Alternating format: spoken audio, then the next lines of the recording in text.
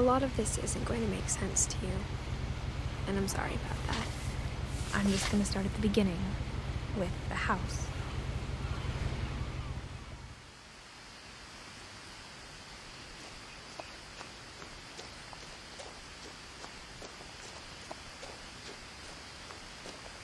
I lived here until I was 11, but I wasn't allowed inside half the rooms.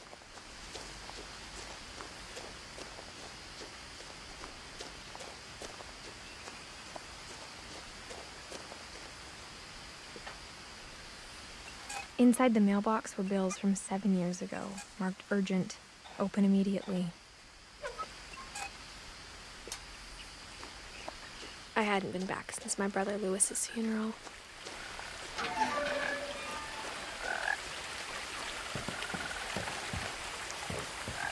In her will, my mother left me a key, but didn't tell me what it unlocked.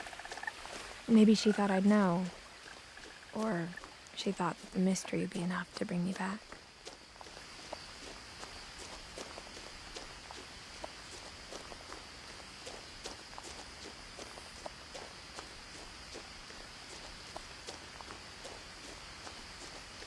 No one had driven this way in a long time, but I saw a few hoof prints.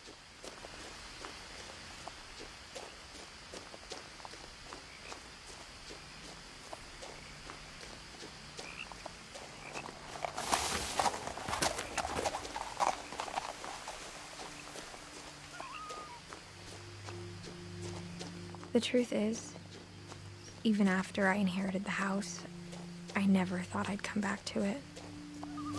But now I had questions about my family that only the house knew the answers to.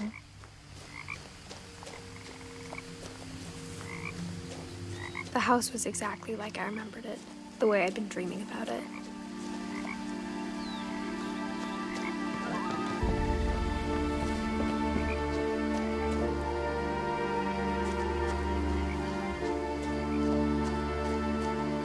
As a child, the house made me uncomfortable in a way I couldn't put into words.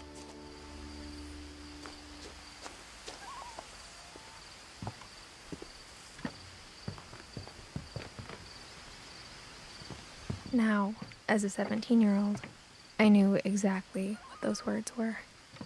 I was afraid of the house.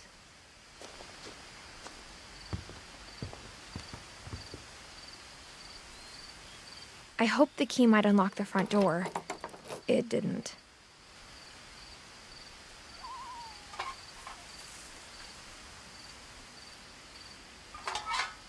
Looking in, I felt like the house itself had been waiting for me.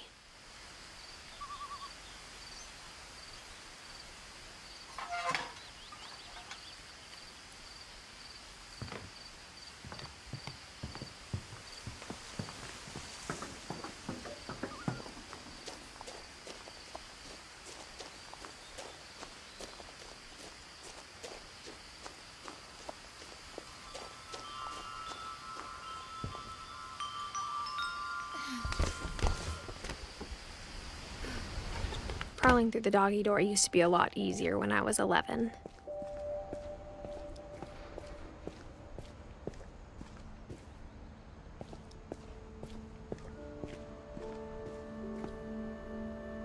The power had been turned off the night we left.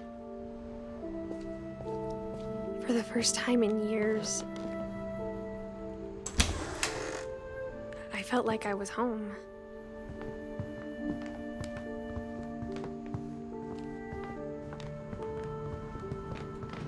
Nothing in the house looked abnormal. There was just too much of it, like a smile with too many teeth.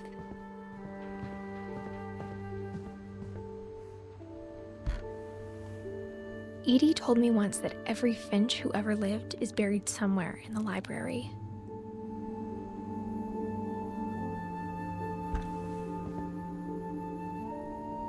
A lot of things got left behind in the whirlwind of that last night.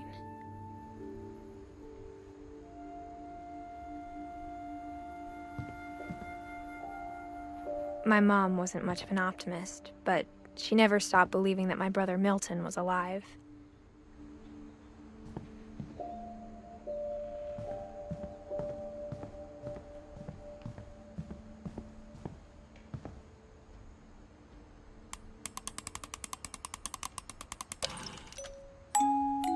great-grandpa Sven built a music box for Barbara, along with the rest of the house. Mom always told me to stay out of the basement, so I wasn't too surprised when the key didn't fit.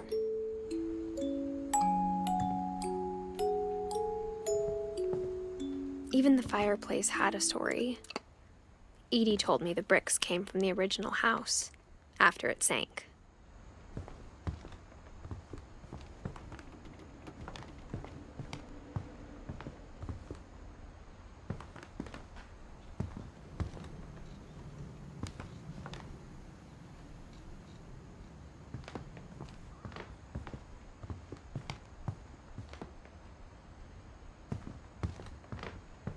The table was still a wreck from the night we left. It was like a bomb had gone off, killing everyone but sparing the furniture.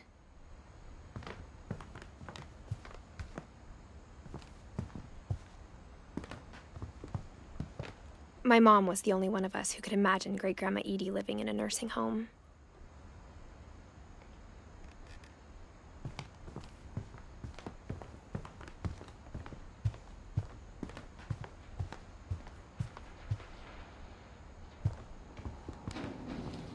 Instead of a family, there were just memories of one. Only one restaurant would deliver to our house. We had Chinese a lot.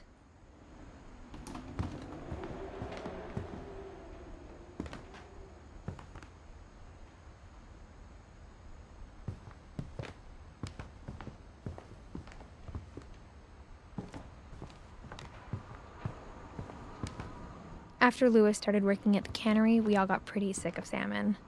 Except our cat, Molly.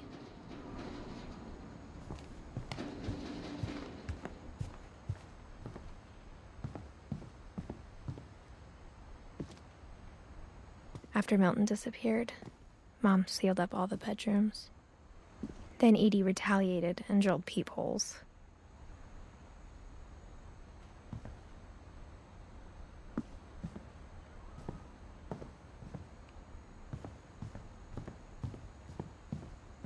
Edie's father, Odin, built the original house.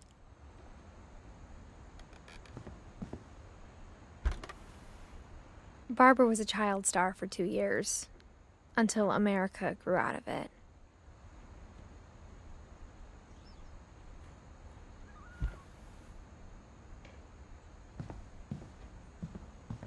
Whenever people ask me about my family, the first thing they always want to know about is Barbara.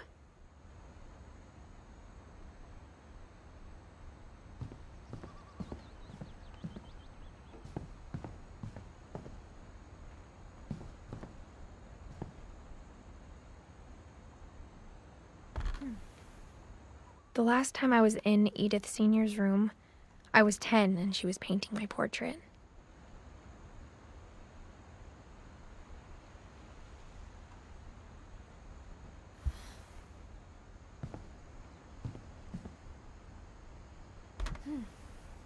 My Grandpa Sam spent 7 years sharing a room with his dead brother, Calvin.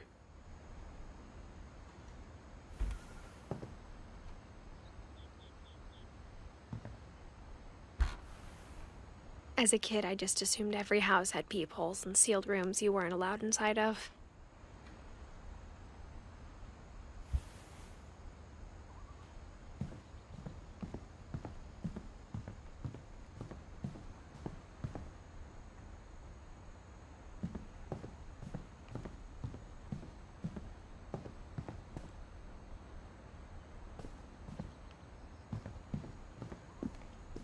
Mom must have locked the third-floor stairs on the night we left.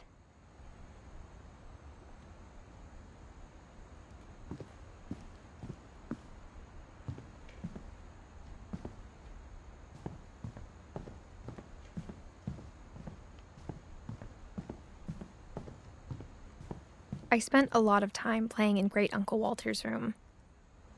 I think my mom sometimes regretted not sealing it up.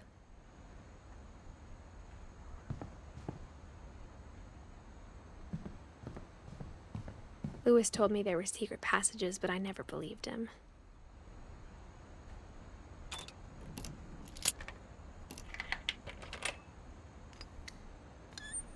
Turns out, my mom was really good at keeping secrets. Now it was time to find out what my mom had been afraid of.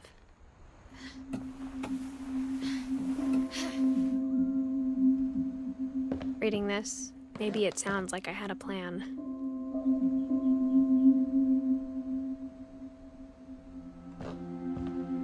But I had no idea what was behind that door.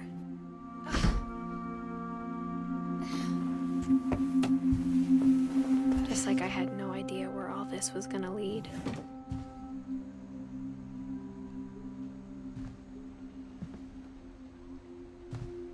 I grew up looking at Molly's room through the peephole. Molly's gerbil had a tiny bedroom with its own even tinier gerbil cage.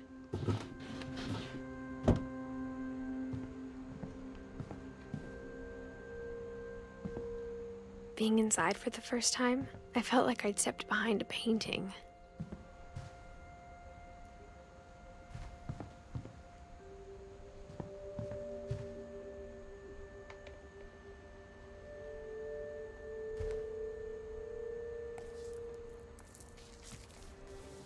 December 13th, 1947. Dear Diary, I'll be gone soon, but I wanted to tell somebody about what's gonna happen. It started when Mom sent me to bed without dinner. I woke up and I was starving, so I looked around for something to eat. The gerbil food was dry, but I didn't mind it.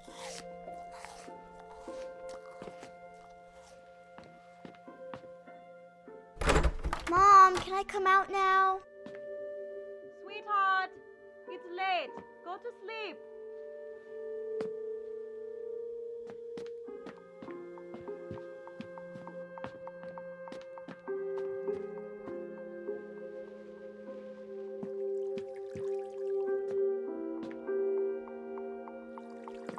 I thought about eating Christopher, but I held back.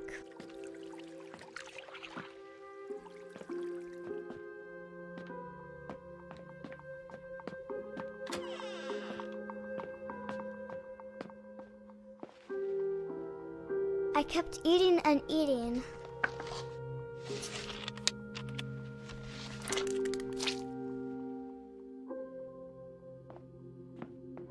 I ate a lot of things that night.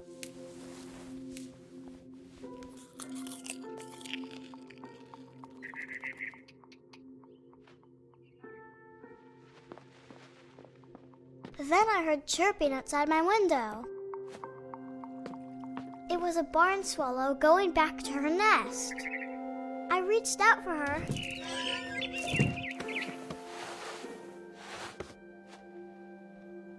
And suddenly, I was a cat.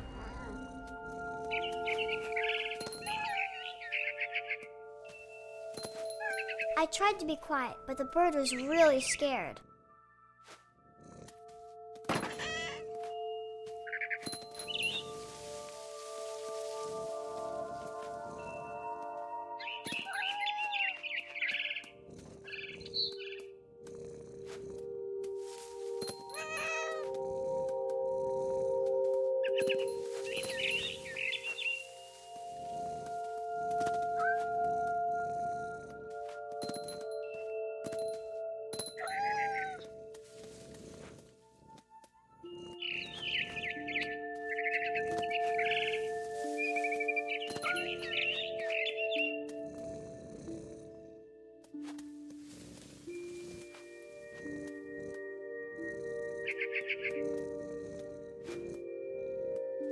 I jumped and I almost got her.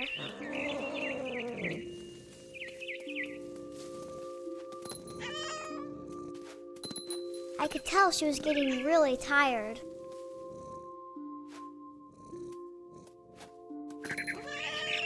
Now I was up in the big tree. I promised Dad I wouldn't climb it anymore. All I cared about was eating that mama bird.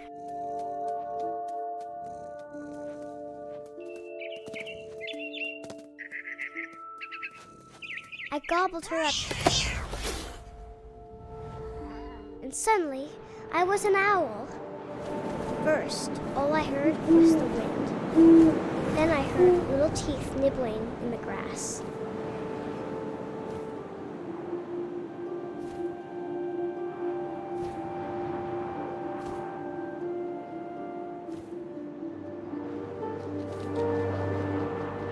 Rabbits.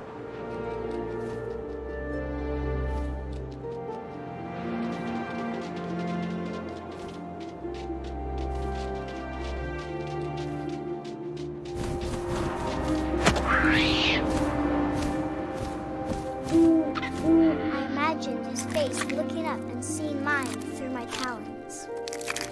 I swallowed him up, and I didn't chew one bit. Then I flew off to find something bigger.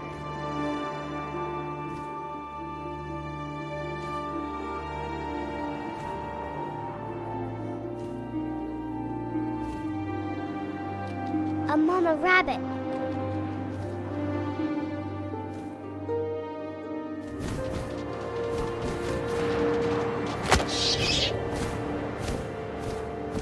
She was almost too big to carry. I started choking, but I couldn't stop eating. And suddenly, I was a shark.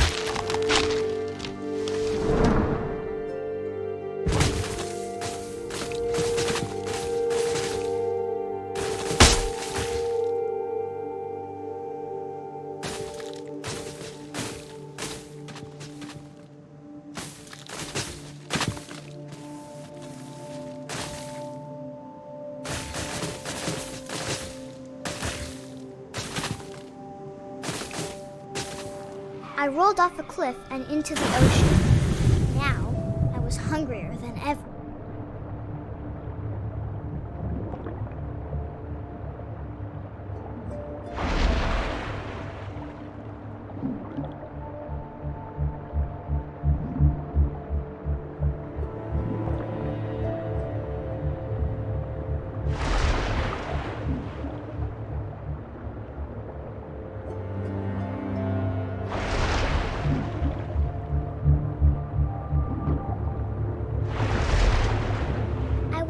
Fat, juicy seals.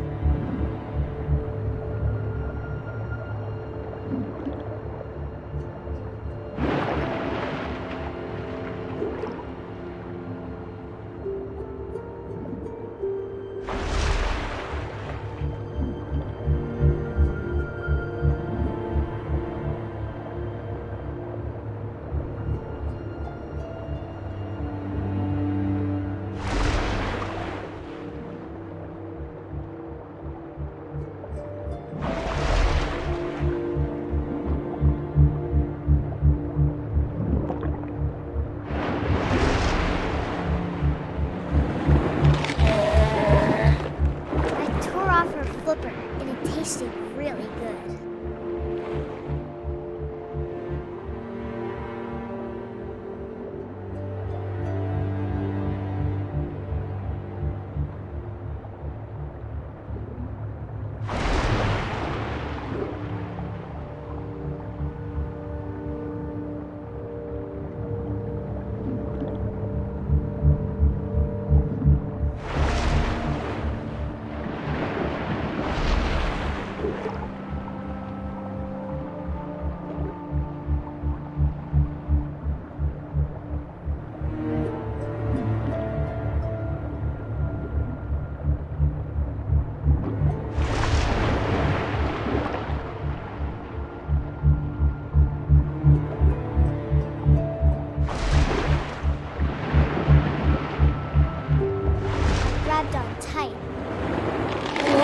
So hungry, I jumped out of the water. When I opened my eyes, everything had changed.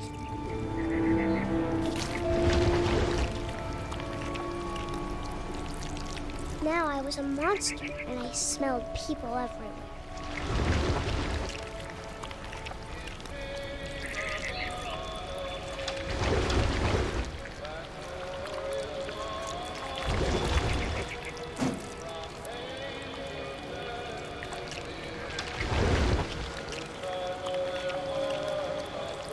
I was big, but I moved real quiet.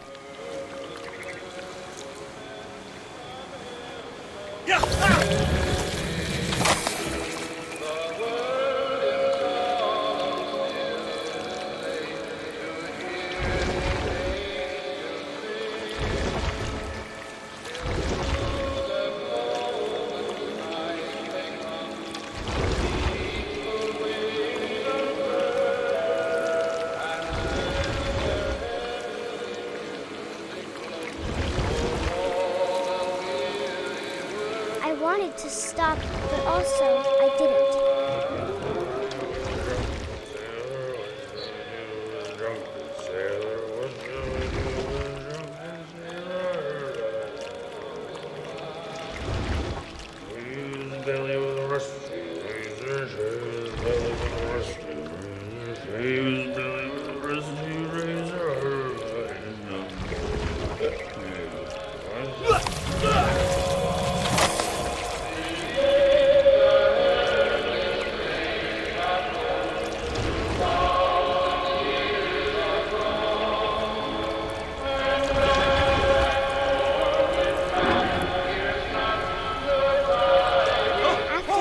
Passenger, I was still hungry. And to cross the water, I smelled something new. Something I had to have, so I swam towards it.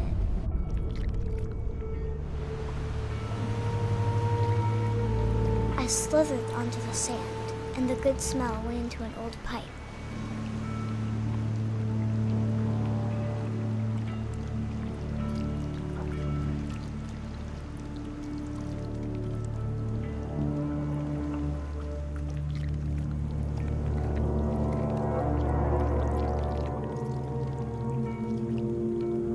I got closer and closer.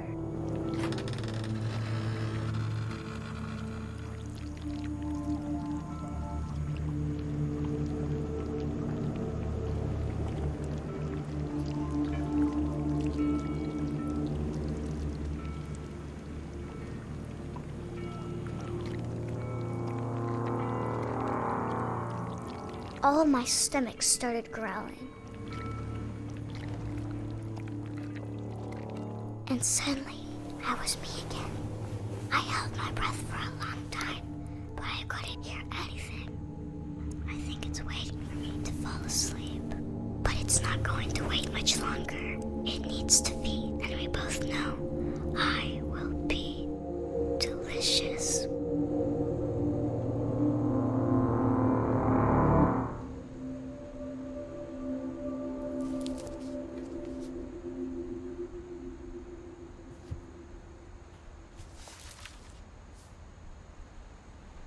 I'm not sure if I believed all of that, but I'm sure Edie would have.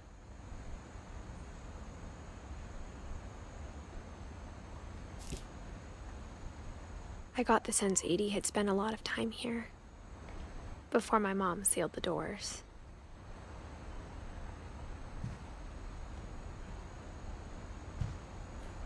I can't describe it, but I felt like some part of Molly was still here.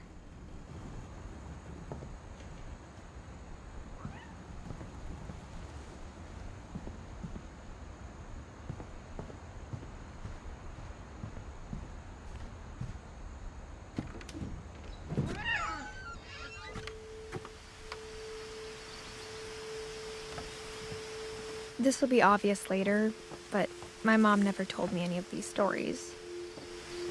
Edie would have, but Mom didn't like bringing up the past. Though, when we adopted a stray kitten, she was the one who named it Molly.